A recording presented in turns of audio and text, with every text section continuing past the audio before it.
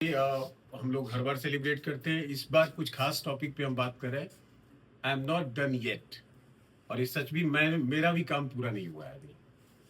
मेरी journey start हुई थी बिहार के एक छोटे से गांव से, जहाँ पे स्कूल में हम लोग जाते थे। हमारे यहाँ बूढ़ा होता था जो लेकर जाते थे पढ़ने, जमीन में बिछा के। और वहाँ तक हमने क्लास 5 तक पढ़ाई करी। क्लास 5 के बाद फिर उससे बड़ा शहर, फिर उससे बड़ा शहर, फिर फाइनली दिल्ली में मैं आया 98 में। आया था तो सोच के आया था कि मैं एक कंप्यूटर इंजीनियर बनूंगा। तो मैं वहाँ से डिप्लोमा कोर्स करके आया था। बट डेस्टिनी ले जानी थी मुझे कहीं और। उसने मुझे बनाया कंपनी सेक्रेटरी, उसने मुझे बनाया लॉयर। पैसे की कमी की वजह से मैं चला गया कंपनी में जॉब करने।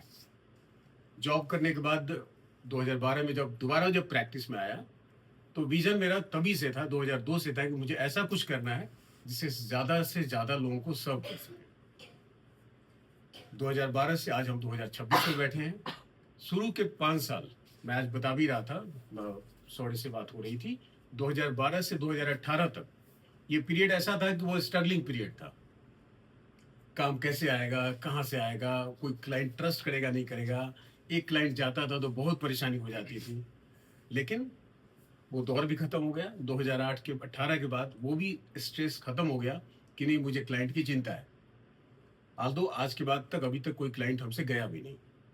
तो वो एक हमने विजन पूरा किया कि पूरे इंडिया में एक विजन था कि 700 डिस्ट्रिक्ट में हम काम करेंगे। आज हम 700 डिस्ट्रिक्ट में काम कर रहे हैं।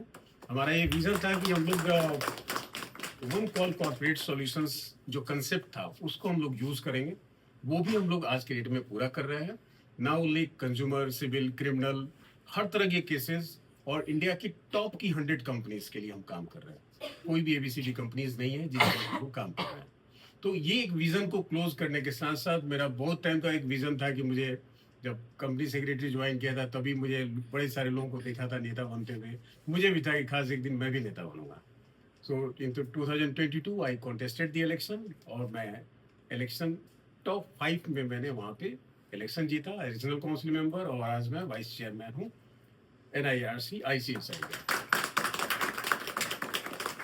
लेकिन क्या ये सपना भी पूरा काफी था?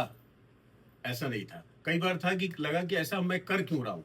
मुझे हमेशा लगता था कि ज्यादा से ज्यादा लोगों को सर्व करना था। आपको यकीन मानिए, वैशाली मैडम को पता है कि पिछले 10 दिन में, होली के ना ठीक 2 दिन पहले, जो हमने अमाउंट डिसबर्स किया है लॉयर्स को जिनके साथ हम काम कर रहे हैं उनको, ये हाईएस्ट अमाउंट था अभी तक का, कि एक बार में हमने इतना बड़ा अमाउंट डिसबर्स किया हो।